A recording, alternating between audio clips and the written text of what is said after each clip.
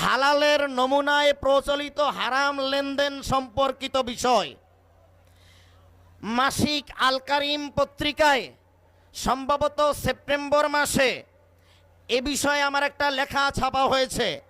ওই লেখাটার আলোকেই আমি আপনাদের সামনে আলোচনা করতে চাই ইনশাআল্লাহ।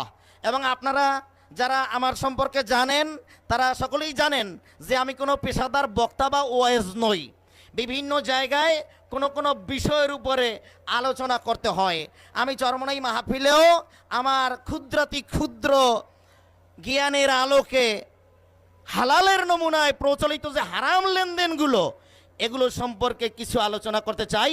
ওমা তাওফীকি ইল্লা বিল্লাহ। রসুল পাক সাল্লাল্লাহু আলাইহি ওয়াসাল্লামের সামনে একজন মুসলমানের মৃতদেহ হাজির করা হলো জানাজার নামাজ পড়ার জন্য।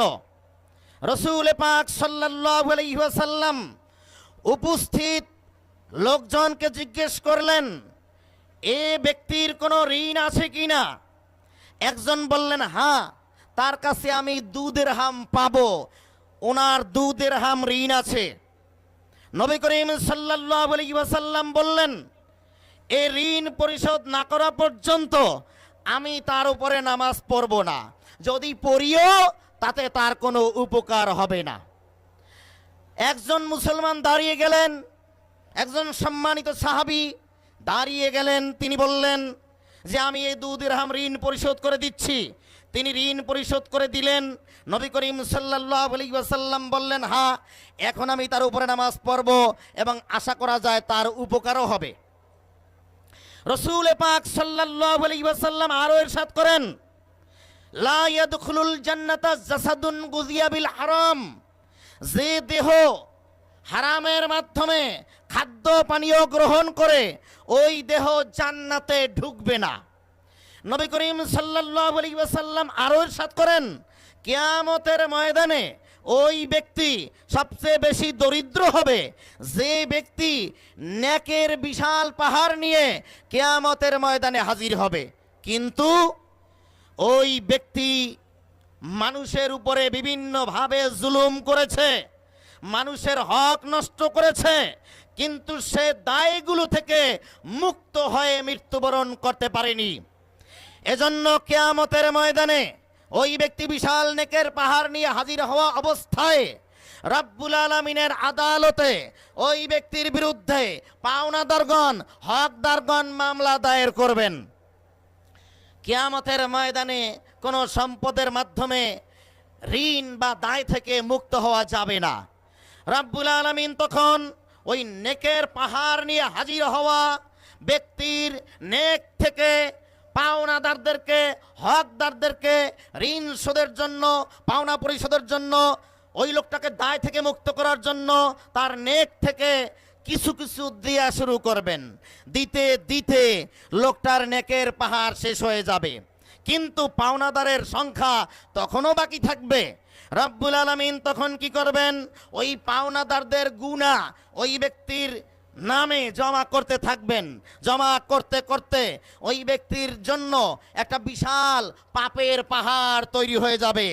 নবী করিম সাল্লাল্লাহু আলাইহি ওয়াসাল্লাম সাহাবায়ে কেরামকে উদ্দেশ্য করে বললেন, শোনো আমার সাহাবীরা, যে লোকটা বিশাল পাহাড় পরিমাণ নেক নিয়ে কিয়ামতের ময়দানে হাজির হবে, অথচ পাওনাদারদের পাওনা পরিশোধ করতে গিয়ে উনি যাদের উপরে বিভিন্নভাবে জুলুম করেছেন তাদের জুলুমের দায় শোধ করতে গিয়ে নেক শেষ হয়ে গিয়ে বিশাল একটা বদের পাহাড় তৈরি হবে। নবী করিম সাল্লাল্লাহু আলাইহি ওয়াসাল্লাম বলেন, এই লোকটা সবচেয়ে বড় দরিদ্র। বলেন নাউযুবিল্লাহ। হযরত সুফিয়ান সাউরি রাহমাতুল্লাহি আলাইহি এখন থেকে শত শত বছর আগে বলেছেন যে এখন যদি কারো দস্তরখানে হালাল খাদ্য পাওয়া যায় তবে সেটা আশ্চর্যজনক ঘটনার অন্তর্ভুক্ত। সম্মানিত বাবাজিরা, ভাইয়েরা, আমি এখন আমাদের সমাজে হালালের নমুনায় যে হারাম লেনদেনগুলো চালু আছে এগুলোর মধ্য থেকে উল্লেখযোগ্য 24-25টা সম্পর্কে সংক্ষেপে আপনাদেরকে কিছু ইঙ্গিত দিতে চাই। 24টা 25টা বিষয়ের উপর আলোচনা করতে হবে, তাতে এক একটা বিষয়ের উপরে মাত্র 1 মিনিটে কথা বলতে হবে। এজন্য খেয়াল করে শুনতে হবে। 1 নম্বরে, আমাদের সমাজে হালালের নমুনায় যে হারাম লেনদেন চালু আছে তার মধ্যে 1 নম্বরে হচ্ছে মোবাইল করে টাকা না দেয়া। কি বলেন, ঠিক কিনা? বন্ধু বান্ধব, সঙ্গী সাথী একত্রে যারা ওঠা বসা করে, তাদের মধ্যে কারো যদি মোবাইল করার প্রয়োজন হয়, নিজের কাছে মোবাইল নেই অথবা নিজের মোবাইলে টাকা নেই, অন্যের কাছ থেকে মোবাইলটা চেয়ে আনেন। বলেন যে একটু কল করতে হবে, মোবাইলটা চেয়ে আনা হলো। আনার পরে উনি করলেন কি, কয়েক মিনিট কথা বললেন, কিন্তু যে লোকের মোবাইল তাকে কোনো টাকা দিলেন না। আমাদের সমাজে এ ধরনের কাজ চলে নাকি চলে না? সকলে জোরে সোরে উত্তর দিবেন, চলে কি না? যে লোক মোবাইলের মালিক, যার মোবাইল থেকে কল করা হয়েছে, উনি মনে করেন এখন যদি আমি আবার এই 2-4 টাকা তার কাছ থেকে চেয়ে নেই, তাহলে আমি অসামাজিক এবং কৃপণ বলে গণ্য হব। অতএব তার কাছ থেকে চেয়ে নেওয়া যাবে না। উনি লোক দেখানোর জন্য চক্ষু লজ্জায় পড়ে ওনার কাছ থেকে টাকা চেয়ে নেন না, ওই লোকটাকে দেনা থেকে মুক্ত করেন না। ফলে উনি নিজেও এই চক্ষু লজ্জায় পড়ে কাউকে টাকা দেওয়ার কারণে, মোবাইলে কথা বলতে দেওয়ার কারণে রিয়ার গুনাহ করেছেন। কারণ উনি আন্তরিকতার সাথে এই টাকাটা যিনি কল করেছেন মোবাইল দিয়ে তার জন্য ছাড়েননি, হাদিয়া দেননি। অধিকাংশ সময় এটাই ঘটে থাকে। কথা ঠিক কিনা? কথা ঠিক কিনা বলেন? শোনেন, আমি কিন্তু ভুলও বলতে পারি, কিন্তু আমি যদি ভুল বলি আপনারা বলবেন না এটা ভুল হয়েছে বলে আমাদের মনে হয়। কথা ঠিক কিনা? কি আমাদের সমাজে অন্যের মোবাইল থেকে কল করে 2-4 মিনিট টাকা দেয়া হয়? কথা বলেন, টাকা দেয়া হয়? যিনি মোবাইল দিয়েছেন কথা বলার জন্য তিনি টাকা চেয়ে নেন। অতএব এই টাকা চেয়ে না নেয়া, যদি খুলুসিয়াতের সাথে উনি মোবাইল না দিয়ে থাকেন, অর্থাৎ এই টাকাটা না দিয়ে থাকেন, তাহলে ওনার চেয়ে না নেও গুনাহ, আর যিনি কল করেছেন টাকা দেননি তিনিও গুনার কাজ করলেন। কথা ঠিক কিনা? কিন্তু এই বিষয়টাকে আমাদের সমাজে কি গুরুত্ব দেওয়া হয়? এটাকে মনে করা হয় হালাল, 2-4 টাকা এটার আর দেয় কি আর নেই কি, কিন্তু আসলে এটা কিন্তু হালাল নয়। 1। 2 নম্বরে, আমি একজনের কাছে মোবাইলে কল দিলাম, আমি আমার প্রয়োজনীয় কথা বলার জন্যই কল দিয়েছি। কথা ঠিক কিনা? কিন্তু উনি করেন কি, কল ধরেই ওনার কথা বলা শুরু করেন। ওনার কথা বলার কারণে আমার মোবাইল থেকে টাকা যাচ্ছে। কথা ঠিক কিনা? কই সবাই উত্তর দেন না কেন? আপনারা উত্তর না দিলে আমি কিন্তু আলোচনা করতে পারবো না। আমি কল দিলাম আমার কথা বলার জন্য, উনি কল ধরেই ওনার কথা বলা শুরু করলেন। এখন উনি কথা বলছেন ওনার টাকায় না আমার টাকায়? কথা ঠিক কিনা? এই যে আমার টাকায় উনি কথা বলা শুরু করলেন, উনি কবিরা গুনাহ করতেছেন। উনি কি করতেছেন? কবিরা গুনাহ করতেছেন। হ্যাঁ, যিনি কল করেছেন, আমি যে কল করেছি, আমার পক্ষ থেকে যদি স্বতঃস্ফূর্তভাবে খুশির সাথে অনুমতি থাকে যে উনি কথা বললে আমি কোনো বেজার নই, বরং তাতে আমি আনন্দিত, ধন্য, এটা আমি ছাড় দিতে ওনার জন্য প্রস্তুত, এ ধরনের যদি অবস্থা হয় এবং সেটা ওনার জানা থাকে, তাহলে উনি ওনার নিজের কথা বলতে পারেন। অন্যথায় আমার কল রিসিভ করে উনি আমার কথা শুনবেন, আর আমার কথার প্রয়োজনে ওনার যে কথাটা বলা প্রয়োজন শুধু ততটুকু বলবেন, এর বাইরে বিরাট ঘটনা উনি শুরু করতে পারবেন না। কি বলেন? কথা ঠিক কিনা? কিন্তু আমাদের সমাজে আমার কাছে একজনে কল দিলেন, আমি ধরেই ওনার কথা শুনি, আমারও বিরাট বক্তব্য শুরু করে দেই। এটা কিন্তু নাজায়েজ কাজ। বুঝতেছেন? খুব খেয়াল করতে হবে। অন্যথায় কিন্তু কোনো ইবাদত বন্দিগির মাধ্যমে রাব্বুল আলামিনের নৈকট্য লাভ করা যাবে না। ইমাম গাজালি রাহমাতুল্লাহ লিখেছেন, রাব্বুল আলামিনের নৈকট্য পাওয়ার জন্য মনে হয় যেন একটা সিঁড়ি অতিক্রম করে আল্লাহ পর্যন্ত যেতে হয়। ওই সিঁড়িতে তাক আছে 10টা। তাক আছে কয়টা? 10টা। যদি কেউ হালাল উপার্জন করে, হালাল রিজিক খায়, তাহলে 9টা তাক উনি এই হালালের দ্বারাই অতিক্রম করে ফেলেন। বাকি একটা তাক তার অতিক্রম করতে হয় অন্যান্য ইবাদত বন্দিগির মাধ্যমে। অতএব ইমাম গাজালি রহমাতুল্লাহ আলাইহির এই কথার মাধ্যমে প্রমাণিত হয়, যদি কেউ হালাল না খায়, হালাল উপার্জন এবং রিজিক অবলম্বন না করে, তাহলে উনি যত ইবাদত করুক, উনি সিঁড়ির মাত্র একটা তাক অতিক্রম করবেন, কিন্তু 9টা তাকই ওনার বাকি থাকবে। এক কথায় রাব্বুল আলামিনের নৈকট্য লাভ করা তার পক্ষে সম্ভব নয়। কথা ঠিক কিনা? 3 নম্বরে, মালামালের দরদাম ঠিক করে মূল্য কম দিয়ে যাওয়া আছে কিনা আমাদের সমাজে? মালামালের দরদাম ঠিক হলো, উনি জিজ্ঞেস করলেন, আমি জিজ্ঞেস করলাম দাম কত, উনি বললেন 100 টাকা। আমি রাজি হলাম, কিন্তু আমি দেওয়ার সময় 95 বা 90 টাকা দিয়েই হাঁটা শুরু করলাম।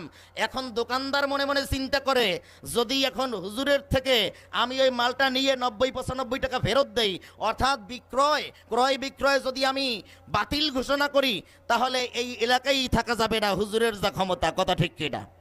বাস ওই দোকানদার বেচারা ক্রয় বিক্রয় বাতিল করতে পারেন না, ভঙ্গ করতে পারেন না, চক্ষু লজ্জায় পড়েও পারেন না, অনেক সময় ভয়েও পারেন না। উনি 5 টাকা 10 টাকা কম নিয়েই খুশি থাকতে বাধ্য হন, অন্তর থেকে যে খুশিটা হয় না। অথচ ক্রয় বিক্রয়ের যে সংজ্ঞা, সেটা হচ্ছে মুবাদালাতুল মালি বিল মালি বিত্তারাদি, মালের পরিবর্তে মাল নিয়া লেনদেন করা, পরস্পরের খুশির সাথে। ক্রেতাও খুশি থাকবে, বিক্রেতাও খুশি থাকবে। কথা ঠিক কিনা? কিন্তু এখানে কি দেখা গেল? বিক্রেতা বেচারা খুশি থাকতে পারলেন না। আমার সামনে একজন লম্বা জামা টুপিওয়ালা দাড়িওয়ালা লোক, একজন আলেম মানুষ, উনি একদিন একটা পণ্য কিনলেন একজন দোকানদারের কাছ থেকে। দাম হলো 82 টাকা। দাম হলো কত? 82 টাকা। এখন উনি 100 টাকার নোট দিয়ে বললেন 20 টাকা ফেরত দেন। দোকানদার বললেন, আপনার কাছে 82 টাকার পণ্য বিক্রি করে আমার 2 টাকা লাভ হয়েছে, আপনি 2 টাকা কম দিতে চান কেন?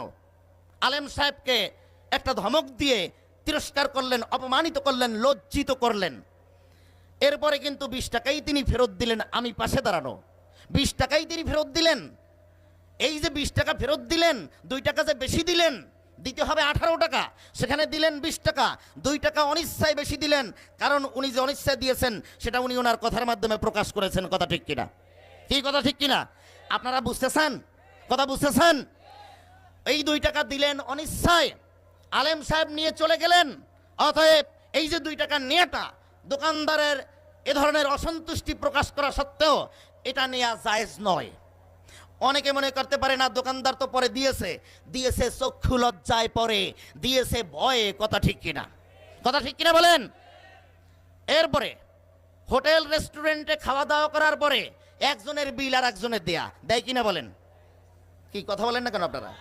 দেয় কিনা? এই সামনে যারা বসে আছেন আপনারা সকলে জোরে উত্তর দিতে পারেন না? এই ধরনের আদামরা মোমেন দিয়ে ইসলাম কায়েম হবে না।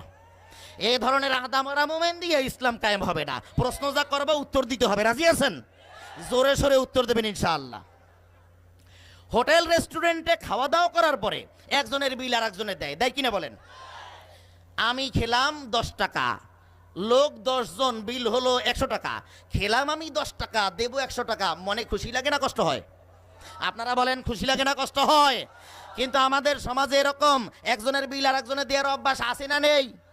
আছে না নেই? কেন? মোহাব্বত খুব বেশি না? হযরত পীর সাহেব হুজুর তার আলোচনায় বলেছেন, মা মেয়েকে হত্যা করে, মেয়ে মাকে হত্যা করে। বর্তমান সমাজে, বর্তমান দুনিয়ায় মোহাব্বত উঠে গেছে।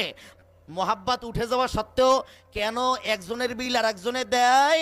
নিশ্চয়ই মোহাব্বতের কারণে নয়, দেয় নিজের বড়লোকি হাবভাব প্রমাণ করার জন্য। কথা ঠিক কিনা? অধিকাংশ ক্ষেত্রে এটাই ঘটে থাকে। আমি যেটা বলছি সব ক্ষেত্রেই যেটা প্রযোজ্য এমনটি নয়, প্রায় সব ক্ষেত্রে এটা প্রযোজ্য, এতে কোনো সন্দেহ নাই। এগুলো এই সমাজে বসবাস করতে করতে চোখে দেখার তৌফিক হয়েছে। এই ধরনের শরীয়ত বিরোধী কর্মকাণ্ড, হারাম লেনদেন, হালালের নমুনায় হারাম লেনদেন চলতেছে। কি করা হলো?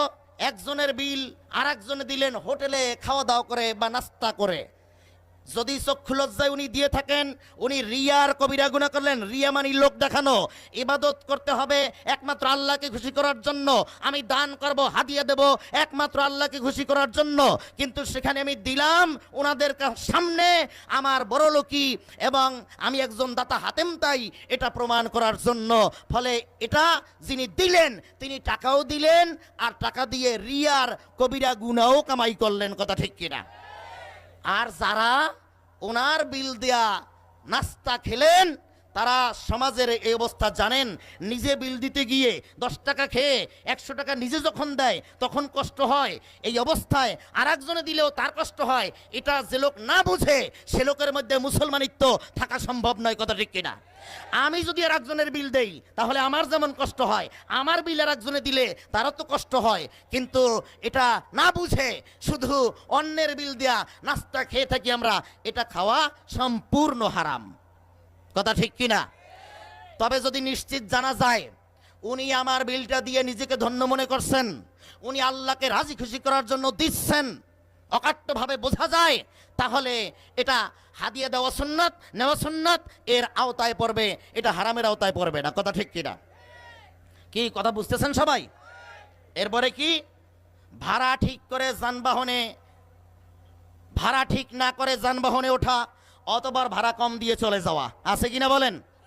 রিক্সায় ওঠে, গাড়িতে ওঠে, ভাড়া ঠিক করে না, বলে হবে, হ্যাঁ হবে, আচ্ছা ঠিক আছে। গন্তব্যে যাওয়ার পরে রিক্সা চালক বা গাড়ির ড্রাইভার ভাড়া চাচ্ছেন 100 টাকা, উনি বলেন না ভাড়া 50 টাকা। শুরু হলো গন্ডগোল। কথা ঠিক কিনা? এরপরে উনি কি করলেন? উনি 50 টাকা দিয়ে বা 60 টাকা দিয়ে চলে গেলেন, ভাড়াটা পরিশোধ করলেন না। ড্রাইভার বা যানবাহনের যিনি মালিক তিনি যেটা চাইলেন সেটা পরিশোধ করলেন না। অতএব এই যে ভাড়া ঠিক না করে ওঠা, এটা হচ্ছে একটা হারামের কারণ। কথা ঠিক কিনা? তবে যদি নির্ধারিত ভাড়া থাকে, জানা আছে আমাদের চরমনাই থেকে বেলতলা খেয়াঘাট পর্যন্ত যদি অটোতে কেউ যায় 15 টাকা ভাড়া, এটা নির্ধারিত, এখানে আলাদা করে দরদাম করার প্রয়োজন নেই। কিন্তু যেখানে নির্ধারিত নেই সেখানে দরদাম করে উঠতে হবে। কিন্তু দরদাম করে যদি কোনো যাত্রী যানবাহনে না ওঠে, এমত অবস্থায় ওই যানবাহন কর্তৃপক্ষ ভাড়া যা চাইবেন সেটাই দিতে যাত্রী বাধ্য থাকবে। যদি উনি কম দেন তাহলে উনি হারাম উপার্জনকারী বলে গণ্য হবেন, ওই যানবাহন কর্তৃপক্ষের টাকা আত্মসাৎকারী বলে গণ্য হবেন। হ্যাঁ, যদি দেখা যায় যানবাহন কর্তৃপক্ষ জুলুম করে বেশি ভাড়া চাচ্ছে, আপনি দরদাম ঠিক করে ওঠেন নাই কিন্তু এখন বেশি ভাড়া চাচ্ছে জুলুম করে, সেখানে কি করতে হবে? তৃতীয় একজন জ্ঞানী সৎলোকের মাধ্যমে সমাধান করে নিতে হবে। তবে এই ধরনের সালিসি ব্যবস্থা থেকে বাঁচার জন্য সহজ পদ্ধতি হচ্ছে, নিরাপদ পদ্ধতি হচ্ছে, যেখানে ভাড়া নির্ধারিত নেই সেখানে দরদাম ঠিক করে যানবাহনে ওঠা। কথা ঠিক কিনা? কি বলেন? কথা ঠিক কিনা? যানবাহনে একের ভাড়া উপরে দিয়া, আহা, গাড়িতে লঞ্চে পরিচিত লোক যদি থাকে, সহপাঠী সহকর্মী বন্ধু বান্ধব এ ধরনের যদি ওঠে, সকলেই পকেটে হাত দেয়, আমি কাটি টিকিট, আমি কাটি। আসলে বাস্তব ঘটনা হলো এই, গোপনে যদি এদের সাক্ষাৎকার নেওয়া হয় তাহলে বলবে যে ভাই আমার নিজের ভাড়ার বাইরে অন্যেরটা দেওয়ার আগ্রহ আমার হয় না, কিন্তু চক্ষু লজ্জায় সমাজে বসবাস করি, এখন আর কি করা যায়। অধিকাংশ বা প্রায় সব ক্ষেত্রে কিন্তু এটা দেখা যায়। কথা ঠিক কিনা? কথা ঠিক কিনা? কি কথা সত্য না মিথ্যা? আচ্ছা, তাহলে যানবাহনে চক্ষু লজ্জায় পড়ে অন্যের ভাড়া দেওয়াও নাজায়েজ। এতে করে আপনি টাকা দিয়ে রিয়ার গুণা কিনলেন, চক্ষু লজ্জায় পড়ে যদি দেওয়া হয়। আর এ ধরনের চক্ষু লজ্জায় পড়ে একজনে ভাড়া দিচ্ছেন আপনার আমার, এটা জানা অবস্থায় বা এ ধরনের সন্দেহ যদি থাকে, এই অবস্থায় তার দেয়া ভাড়ার সুযোগ গ্রহণ করাও কবিরা গুনাহ। কথা ঠিক কিনা? অতএব এই হালাল ভাবে যদি আমরা জীবিকা অর্জন করতে না পারি, উপার্জন করতে না পারি, রিজিক কামাই করতে না পারি, তাহলে কিন্তু আমাদের ইবাদত বন্দিগি কোনো কাজে লাগবে না। হাদিস শরীফে আছে, কেউ যদি 40 দিরহামের মাধ্যমে একটা কাপড় ক্রয় করে, 39 দিরহাম হালাল, মাত্র 1 দিরহাম হারাম। ওই কাপড়ের মাধ্যমে সে যত ইবাদত বন্দিগি করবে, ওই কাপড় পরিহিত অবস্থায় কোনো ইবাদত বন্দিগি আল্লাহ পাকের দরবারে কবুল হবে না। 39 দিরহাম হালাল, মাত্র 1 দিরহাম হারাম। এই অবস্থায় ওই কাপড়ের দ্বারা কোনো ইবাদত কবুল হবে না। অতএব আমাদের এই হালাল হারামের ব্যাপারে কতটা সাবধানতা অবলম্বন করা দরকার। হযরত মাওলানা শামসুল হক ফরিদপুরি রহমাতুল্লাহ আলাইহি সদর সাহেব হুজুর যাকে বলা হতো গওহরডাঙ্গার, একবার তার মাদ্রাসার গওহরডাঙ্গা মাদ্রাসার বোর্ডিংয়ের তরকারির আবর্জনা, পাতা, পরিত্যক্ত যে বস্তুগুলো তরকারি কাটার পরে যেগুলো থাকে, সোবরা ইত্যাদি, এগুলো ওনার গরুকে খাওয়ানো হলো। উনি কিন্তু ওই মাদ্রাসার প্রতিষ্ঠাতা। ওনার গরুকে খাওয়ানো হলো। উনি জিজ্ঞেস করলেন তরকারির যে পরিত্যক্ত আবর্জনা এগুলো কি করলে? কর্মচারীরা বললেন আপনার গরুকে খাওয়ানো হয়েছে। তিনি বললেন, আমি শামসুল হকের কি অধিকার আছে যে মাদ্রাসার সম্পদ আমার গরুকে খাওয়াবো? কর্মচারীরা বললেন, হযরত, এগুলো তো এমনিতেই ফেলে দেওয়া হতো, এটা তো কোনো সম্পদ নয়, এটা আবর্জনা। সদর সাহেব হুজুর রহমাতুল্লাহ আলাইহি বললেন, যদি মাদ্রাসার কোনো গর্তের ভিতরে বা কোনো জায়গায় এগুলো ফেলা হতো, কয়েকদিন পরে মাদ্রাসার মাটি হতো। আমি শামসুল হকের কোনো অধিকার নাই মাদ্রাসার মাটি নষ্ট করার। এরপরে ওই আবর্জনার মূল্য নির্ধারণ করলেন। তৎকালীন সময় ব্রিটিশ পিরিয়ডে 8 আনা মূল্য নির্ধারণ করা হলো। ওই 8 আনা তিনি মাদ্রাসার ফান্ডে পরিশোধ করে এরপরে ক্ষান্ত হলেন। বলেন সুবহানাল্লাহ। এভাবে আমাদের আগের ওলামায়ে কেরাম লিখতেছিলেন একটা কলম দিয়ে। ইতোমধ্যে আরেকজন গিয়েছেন, একজন ছাত্র একটা বিষয় নিয়ে গিয়েছেন। উনি করলেন কি, কলম পরিবর্তন করে আরেকটা কলমের মাধ্যমে লেখা শুরু করলেন। ছাত্র জিজ্ঞেস করলো, হুজুর, আপনি তো আগে এই জাতীয় একটা কলম দ্বারাই লিখতেছিলেন। তিনি বললেন, আগে যেটা দ্বারা লিখতেছিলাম সেটা ছিল মাদ্রাসার কলম, আর এটা আমার ব্যক্তিগত কলম। তুমি আমার কাছে যে কাজে এসেছো সেটা ব্যক্তিগত কাজ, সেটা কোনো মাদ্রাসার কাজ নয়। অতএব আমি মাদ্রাসার কলমের মাধ্যমে ব্যক্তিগত লেখা লিখতে পারি না।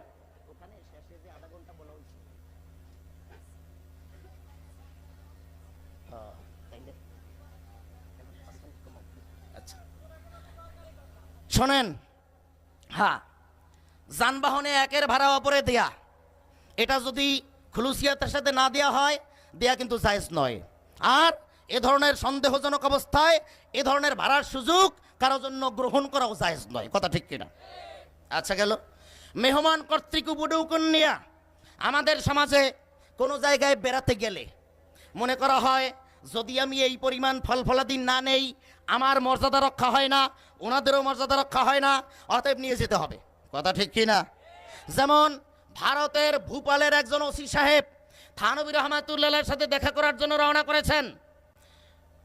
উনি নিয়ত করেছেন, আমি 10 টাকা হাদিয়া দেব হজরতকে।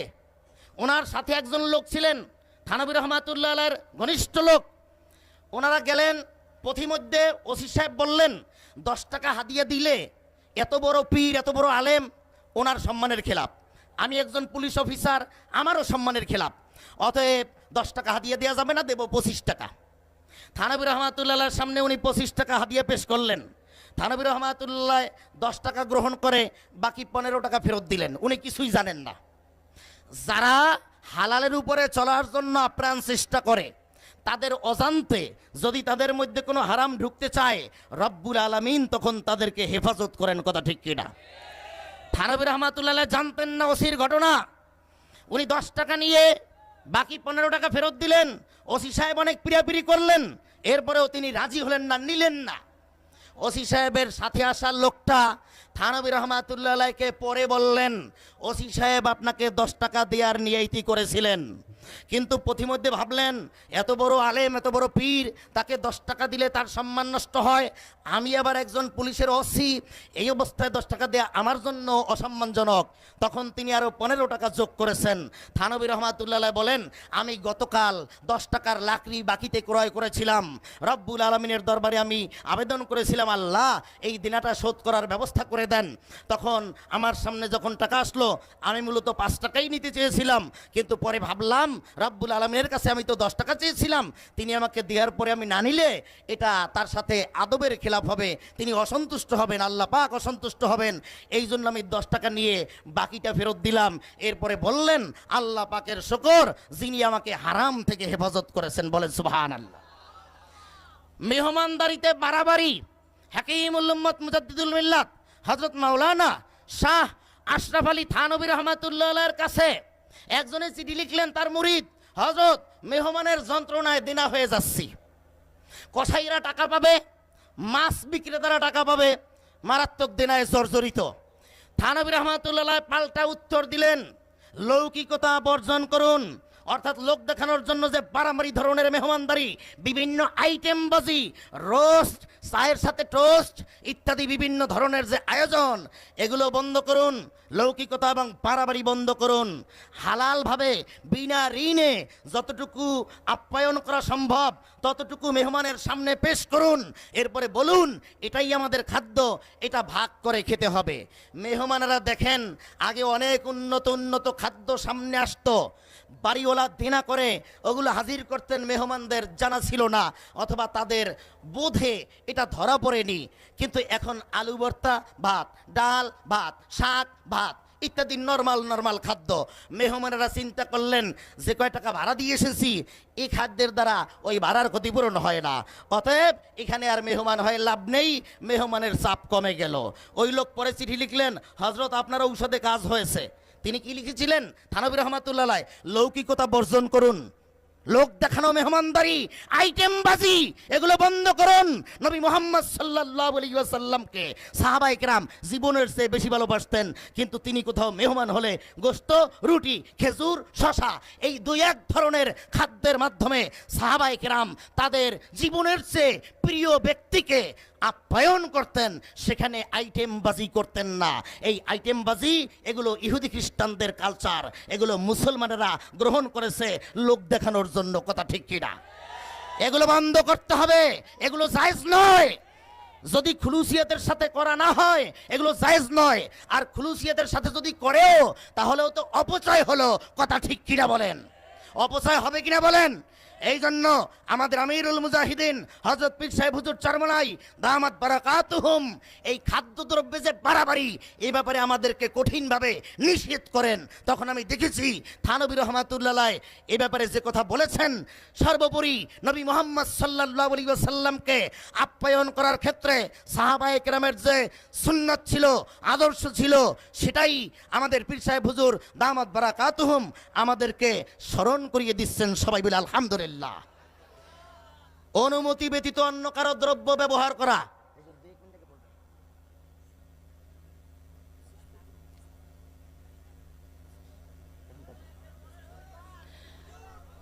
অনুমতি ব্যতীত অন্য কারো দ্রব্য ব্যবহার করা, এটা আছে কিনা আমাদের সমাজে? অনুমতি ব্যতীত কারো দ্রব্য কারো ব্যবহার করা ঠিক নয়। একজনের গামছা যদি 10 জনে ব্যবহার করে এটা গন্ধ হয় কিনা বলেন? কি বলেন, গন্ধ হয় কিনা? এটা ব্যবহার করা জায়েজ নয়। হ্যাঁ, যদি যিনি মালিক তার খুশির সাথে অনুমতি থাকে তবে সেটা জায়েজ হবে। শোনেন, একটু সূচিটা পরিবর্তন হয়ে গেছে, ফলে এখানে এখন সময় শেষ হয়ে গেছে। ইনশাআল্লাহ